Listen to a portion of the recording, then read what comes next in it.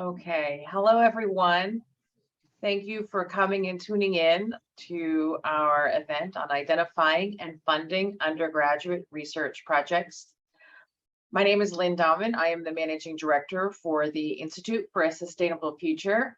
And I'm so excited for this event. I have found it very often a little bit difficult to connect faculty to opportunities in that it's a little bit different by every college. So I'm so happy to be joined by my friends and colleagues from the Office of Undergraduate Research, from the Discovery Undergraduate Interdisciplinary Research Internship Program, and from the John Martinson Honors College here today. This event is being recorded for future use, so faculty who were unable to join us at this time can tune in later and get the benefit of the information. I'd first like to introduce Amy Childress, who's the Director of the Office of Undergraduate Research, and she is joined by two of her staff, one who will speak today, Craig Zwicky, who is in charge of working with faculty, and just a shout out to JJ Sadler as well, who some of you might have worked with in the past, and he is does everything as well, but is a focus more on the undergraduate side of the house. So we're going to have a presentation by OUR, followed by a short presentation by DURI or DURI now, as well as then the Honors College. And you can use the chat feature for questions throughout the program, and we'll save also some time at the end. So with no further ado, let me hand this over to my friend Amy Childress from the Office of Undergraduate Research. Amy. Well, thank you and welcome everybody. We appreciate the chance to talk with you about what our office is doing and how you can engage in undergraduate research. We do have some slides. I think JJ is pulling those up.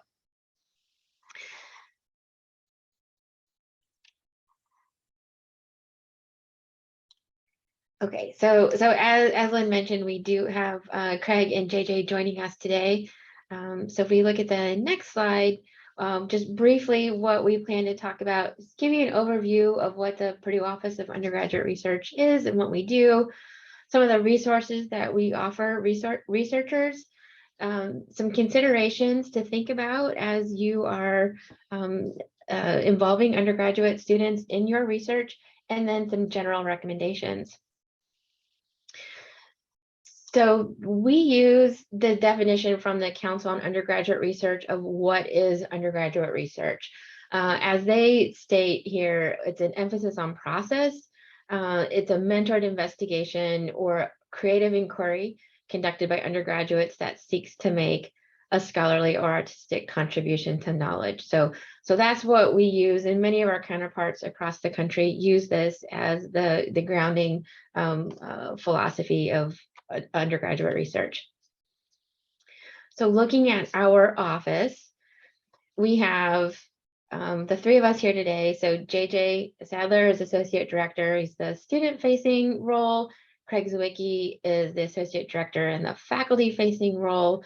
Angie Welsheimer is our Administrative Assistant, and we currently have two graduate research assistants, Layla Dang and Megan Joe, who are working with us on a number of research projects that we oversee. So in general, what is the Purdue Office of Undergraduate Research? Well, we hope that we are a leader and influential partner in transforming and enriching undergraduate education through high impact research experiences. And we are a partner with you in the work that you are doing to involve undergraduate students in your work.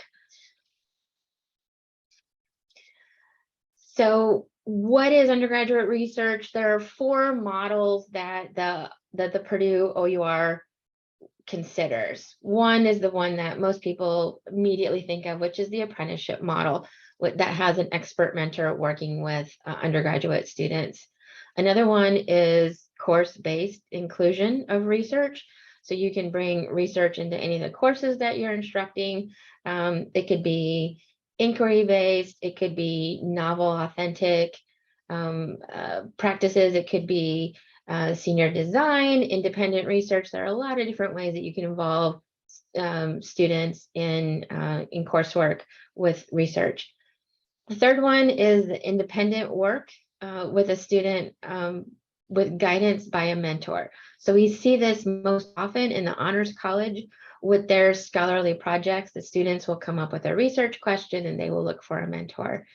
Finally, the fourth model that we support is the team-based non-apprentice model. And those are things like student organizations and teams, different types of teams. It could be a team of students working on a project that originates in a class. The class is over, they continue that work. It could be formal student organizations that have particular research aims. So the OUR, we have 6 areas of broad support or program drivers. There is the research curriculum. These are pathways to connect students with their academic interests and their professional interests. There's a support and consultation, that the collaboration that we have with researchers like yourself. There's the experiential learning itself, the high impact practice, and there we have a number of programs that we support, and we'll talk a little bit about those in a bit. There's the OUR-led research that we conduct, and that's how we are transforming undergraduate education. And some of our programs fall under that. And again, we'll get into some specifics about the programs in a bit. There's the messaging, or how we raise awareness, and then there are the research events we offer, which are venues for students to present their results. So looking at, if we go to the next slide, so looking at 6 of those areas, here is the core infrastructure and programs offered by the OUR.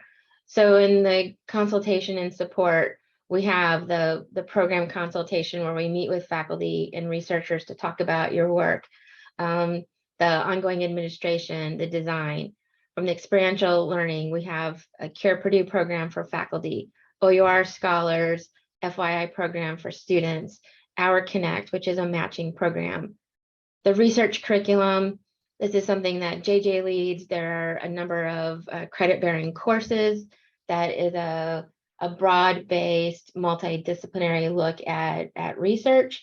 There are the course-based undergraduate research experiences, or CURES, that we support across campus, the OUR-led seminars, other types of courses that we recognize. The OUR-led research, we work in evaluation and assessment. We provide mentorship training. We also do research on mentorship. And then we have quite a bit of data management that we are involved with in analysis of the participants of undergraduate research, both the students and the researchers themselves.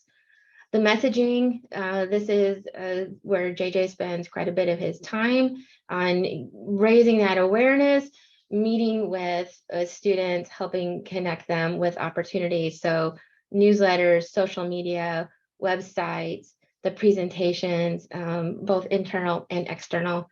And then finally, one thing that we're definitely known for is hosting these research events for students. There are the fall and spring research conferences. So in the fall, there's the Fall Research Expo, and the spring, the undergraduate research conferences. Starting this fall, they will both be judged. They will both have awards, cash awards for student presenters. As you look at that infrastructure and programs, the areas that are in gray, those are the core support that we offer the university.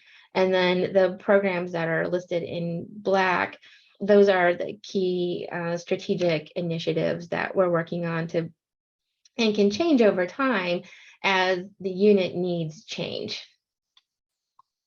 Okay. So now looking at resources for researchers, I'm going to turn this over to Craig and JJ. First, I'll speak on the left-hand side about consultation, but in general, if you identify as a researcher on campus or like a research mentor, these consultation bullets on the left-hand side are meant for you, and you might, in your conversations with other people on campus, mention these too. So what we offer in consultation to the program design, like if you're starting from scratch to say, like, hey, here's what I want to do for research program. If it includes undergraduate researchers, we'd love to talk to you about how we can help integrate some of our support from the prior slide into your program, such as like, how can we help you recruit undergraduate students, or how can we help you even design their position descriptions?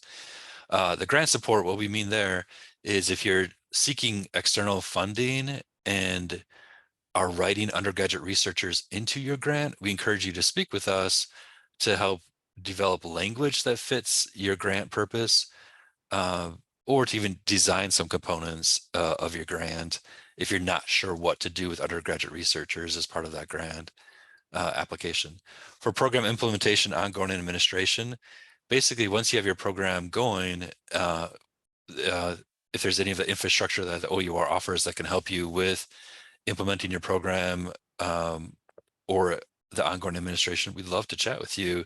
A good example of that would be if your grant requires if your program includes some sort of evaluation of the undergraduate researchers' experiences, we certainly have things in place already that could help you and save you some time, including inventories that are ready to go that you might put into a survey, or if you have a lower end, we're ready to go with some focus groups or interviews for data collection.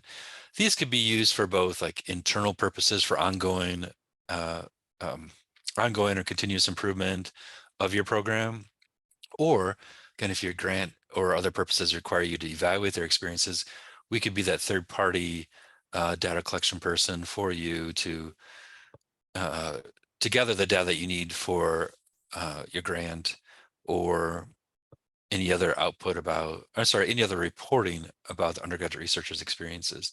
And finally, that last bullet, this is something that's been around for a while, but we're really going to ramp this up soon in terms of how much training or support we can offer you to help develop your skills as a mentor, including if you have people within your group that are not just you, but like other people involved in mentoring, such as if you have a postdoc or a graduate student, or even if you're using undergraduate peer mentors, we could certainly offer a lot of support to help train and develop skills to be a mentor. So some other OUR resources that we can provide that are available to you, and how it could potentially benefit your programs as you're developing them or continuing them. Our Connect system allows you to post a position that you would like to advertise to students to apply to help with making your project available to campus-wide instead of those that may receive your email or those that you have in class. But also it can help provide a link that if you do want to share it in a class, or if you want to send it to a specific listserv, you can create a posting and then send it out, and then individuals can apply to that program directly. That way you're not having to manage multiple emails. You just have to go to one spot. The other component to it is there's a lot of data behind it. So if you're curious over time how many individuals you mentored, or those students that were applying that weren't selected but you want to follow up with them, that information is available in our Connect. We understand that it may be difficult to put all of your projects on our Connect, but it is a resource to help share research opportunities with students. For the research curriculum that Amy shared, we have worked with programs and researchers to explain and share syllabi on what the students are going to be discussing, reflecting on, so that you have a better idea of what they may know, so that instead of you having to go over many of these topics in your mentoring conversations outside of what project you're working on, they can begin those conversations in these online courses, where then they can spark that conversation with you.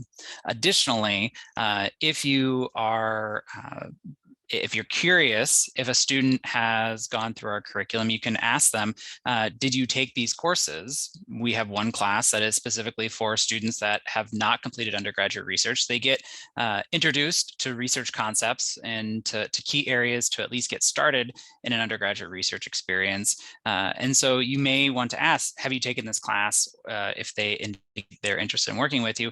That way they're a couple steps ahead so that you can get started on the specific research project. We also cover research mentor training. So if you do have undergraduate researchers that you're working with over time and you want them to be trained peer mentors, we also offer that course as well. For the research conferences, these are great opportunities for students to showcase their work on campus to the Purdue community. And so I recommend for researchers that you encourage students to present. This could be a great way for students to present that if they don't have the chance to go to a conference, or they get to understand what a conference is before they go to the national or regional conferences. And then also, if you don't have researchers or if you teach multiple classes, we recommend that you offer extra credit for students to attend the conferences, or there are some individuals that take their classes to the conferences. This is trying to increase the visibility of research to students so that they know what they can complete. And then we also have grant funding for students. So we have up to $500 for travel or research grants available. And so they're able to apply for that. So just some comparisons of program considerations. So the first thing is the difference between academic year research programs and summer research programs. And so we spell out some of the main differences, but for the academic year research program, you're looking at by semester. You're thinking about 6 to 12 hours per week, knowing that these students are students first. They can be paid or for credit, and typically recruiting happens 1 to 2 months before the semester. However, we'll get into some of that whenever it comes to the fall semester. For the summer program, you're looking for 10 to 12 weeks, depending upon how long your program will be, 30 to 40 hours per week. It's typically paid or with a scholarship because students may not be receiving course credit, or they may not be enrolled in classes.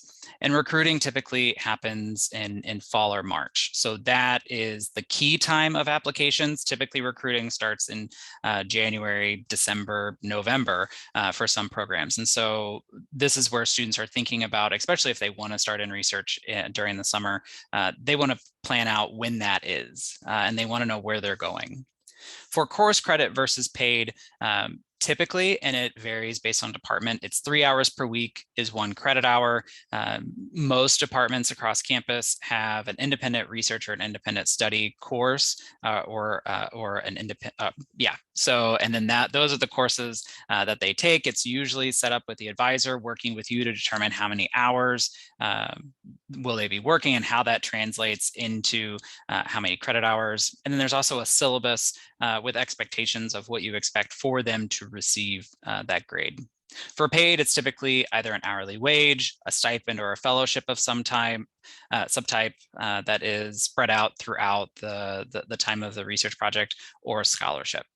There are federal work study considerations to help your funding go stretch a little bit further, but you would set up with your business office those funds, and then also to either post the position if it's for pay, or to set up that process so that they get paid.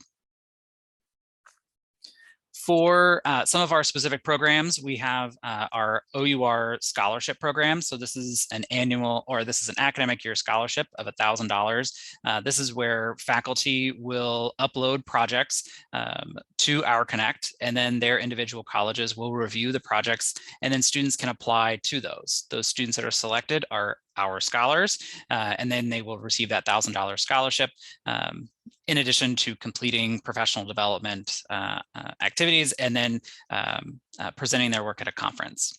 We also have the first year investigators program. So this is where first year students apply to be part of this program, where they're trained their second year or second semester of their first year on how to conduct undergraduate research. So they go through that first class, and then the following fall, so next fall, they'll complete a research project based on faculty that are submitting projects that said, I want to work with a first-time researcher. And then again, that's through our Connect, where they're able to apply for a project.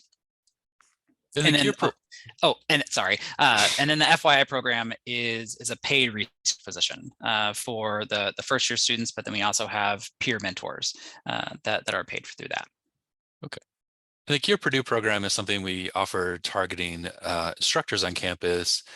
It is a faculty or instructor development program where we help you incorporate the authentic novel research experiences or creative endeavors into your courses. Some of you may be doing this already or be very close, just might be missing an element or two.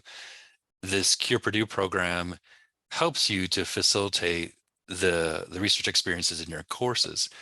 One of the things I want to really emphasize about this program is that it helps to, kind of on behalf of students, it helps to create more experiences to expose students to research than the apprenticeship model. So for example, like this semester, we have anywhere, I think it's up, well, there's a couple of sections that are over 100 students that are going to get a research experience with one professor or one instructor. And the experiences vary from discipline to discipline, or course size to course size, or course format to course format. All of those considerations are things that we help faculty develop and account for through the faculty development program that we call Here Purdue. And so some additional resources that are available and I'll go through this a little bit quicker.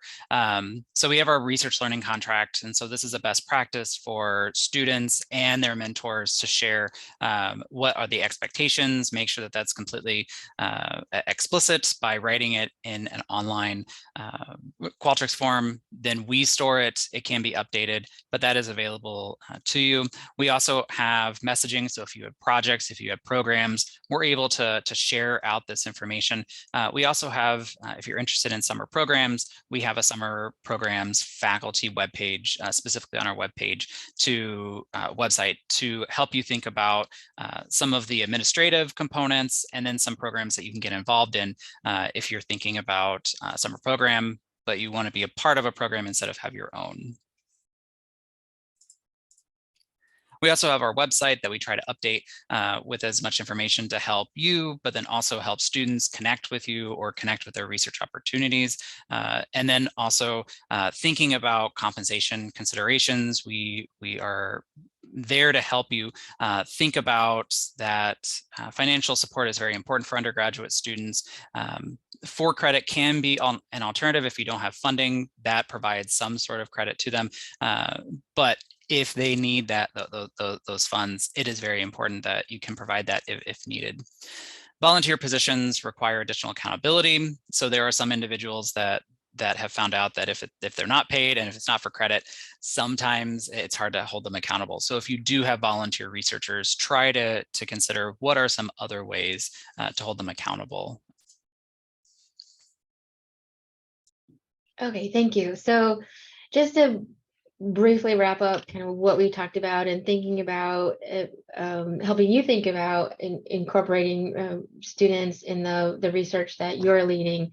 So really the things that major considerations to keep in mind is the timing. Are you considering academic year versus summer? Are you looking to be part of a formal program like the DURI program? Or are you looking to hire students just within the research that your group is doing? Because you have a lot of flexibility if you're just looking to bring a student into your project outside of a formal program. And then also the paid versus credit. So how are you going to compensate students for their efforts? So again, the student recruitment, the timeline, this is kind of some rough estimates. You can select students at any time, but what we have here are some approximate considerations for you to keep in mind. So fall, generally we see people starting to recruit in February all the way up through like right now. Students or faculty are still bringing on students for the current fall semester.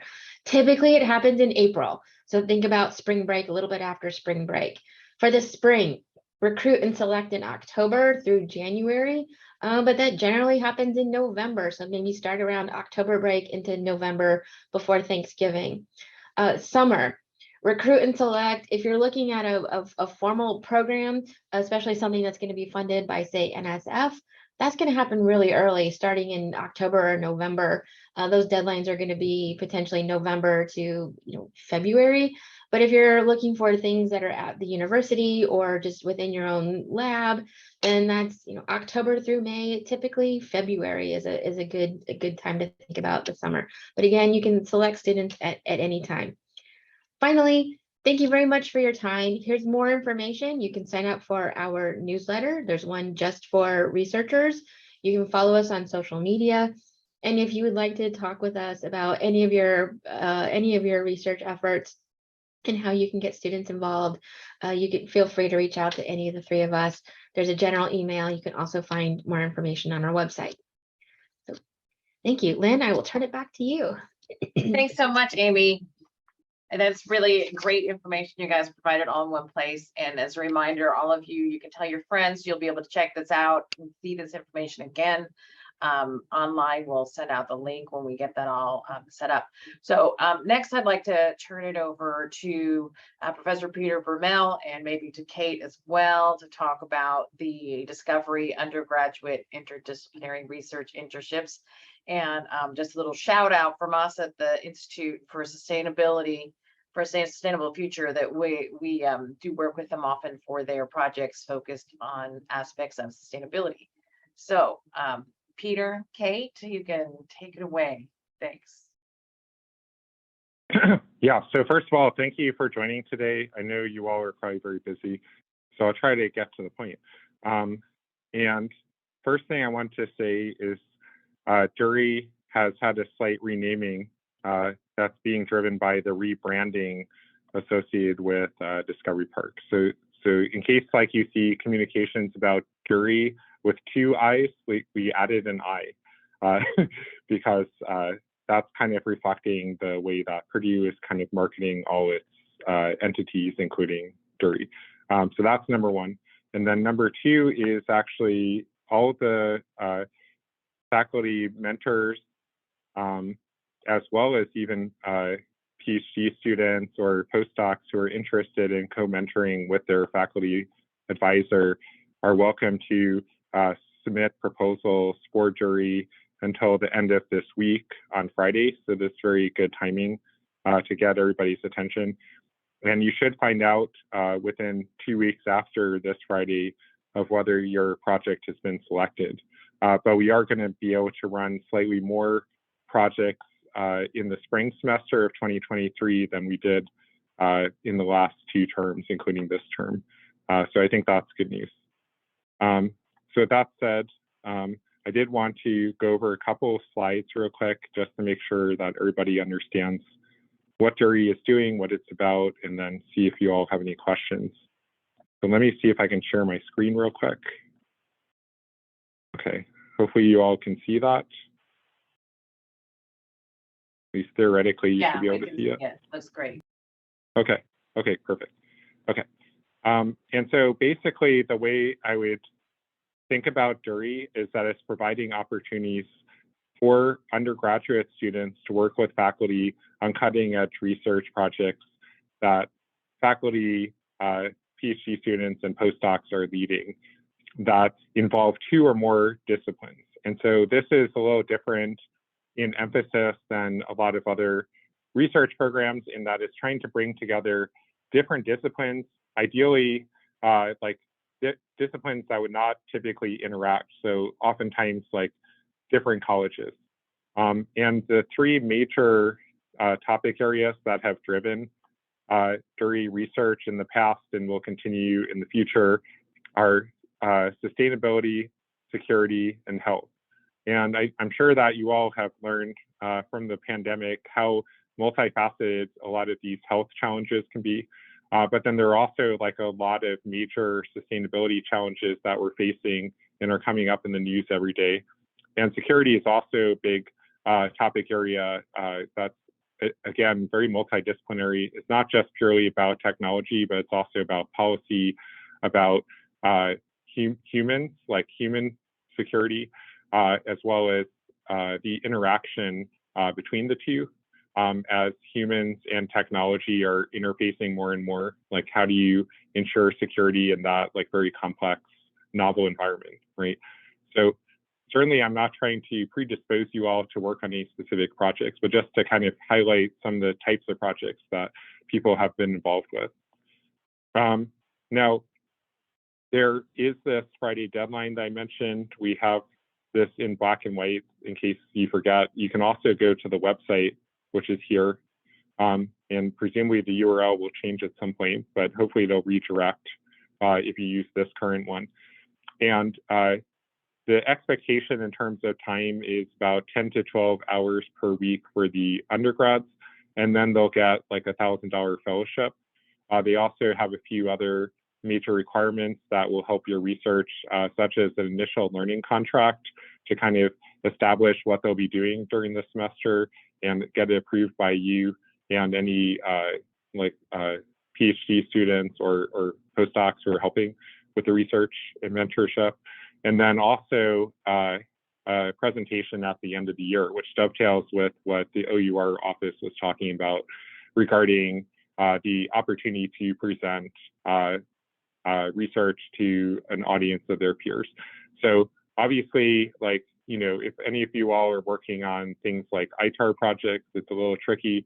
So I wouldn't recommend those necessarily for DURI, but I think any kind of interdisciplinary research project that you think is really interesting and exciting for undergrads to work on and where they could contribute an important piece of the puzzle, like even if they can't necessarily address everything, and having the ability to recruit people from different disciplines is also like really interesting capability of DURI.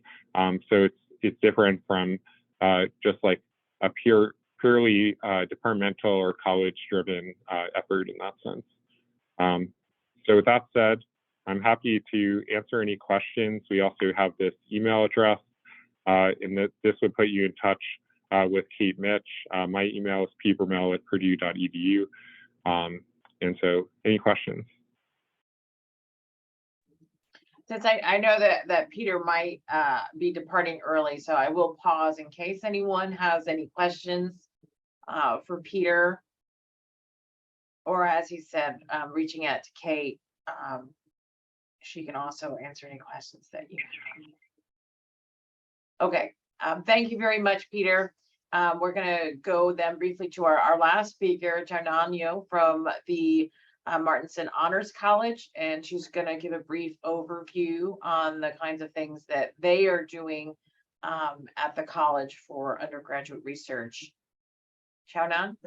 Thank you, Lynn. Let me share my screen first.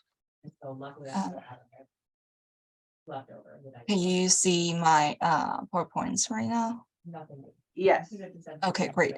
Thank you. My name is Chaona Liu. I'm the scholar in residence for undergraduate research in the Honors College.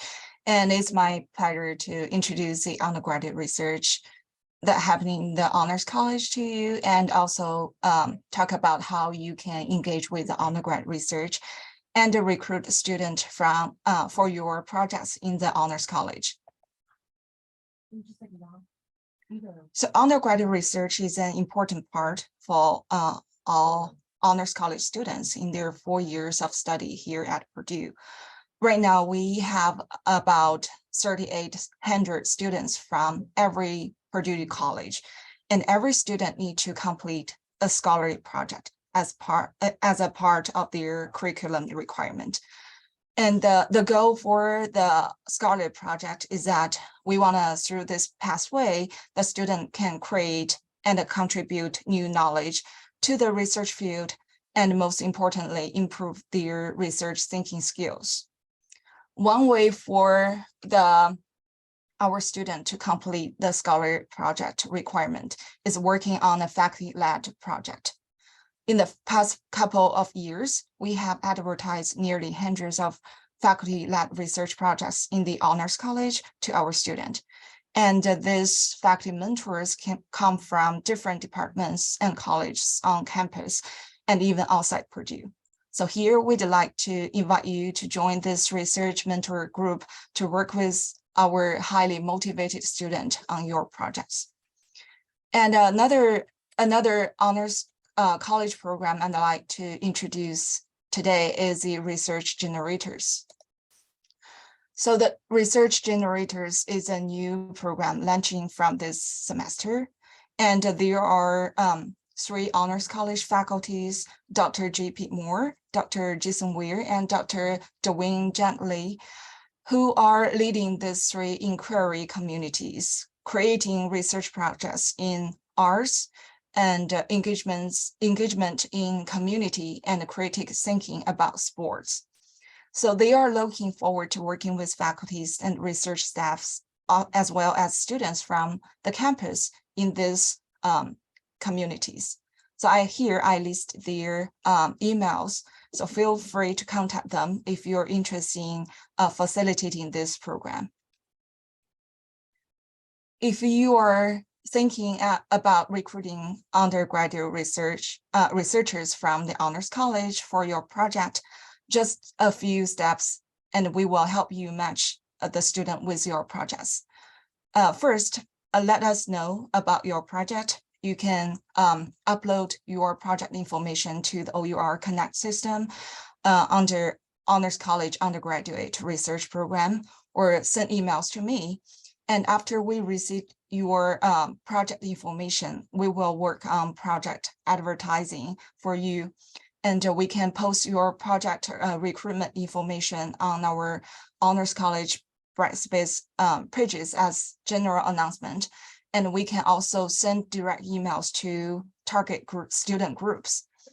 And after that, you will receive the student applications, including their CV and brief statement of interest if you request.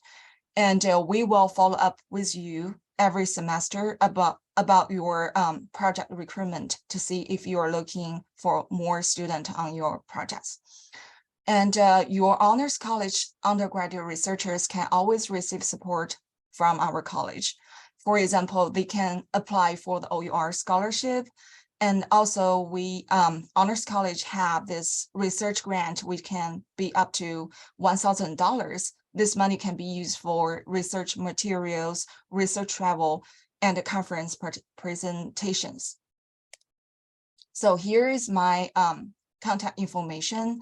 You can always contact me if you are looking for undergraduate researchers for your projects or having questions about the undergraduate research in the John Martinson Honors College. And thank you. Thank you so much. And it was very useful on ways to engage with the Honors College.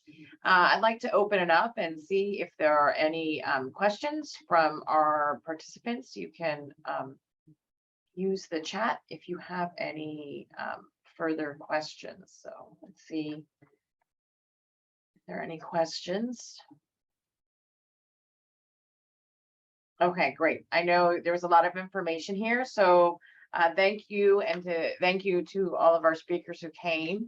And we know that timing is often difficult, so we will be putting the recording online at our ISF YouTube channel, and we'll be linking it to our the sites of our participants today.